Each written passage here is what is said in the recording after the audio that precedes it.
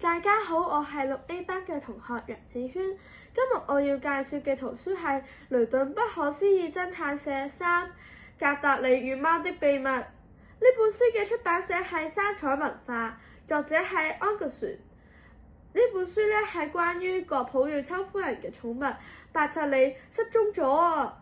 接咗呢份調查工作嘅格達里要喺5個鐘內完成。佢哋起初以為伯特利係貓，但其實佢唔係啊，佢係一隻蜥蜴。後尾佢哋又揾咗好多線索出嚟，揾翻個真兇。但係奇怪嘅嘢就係格達里冇告發佢。令我最印象深刻嘅部分就係佢嘅結局啦，因為佢令我好感動啊！呢本書我俾佢打分嘅話，滿分10分，我俾佢9分。呢本書喺圖書館就可以借到啦。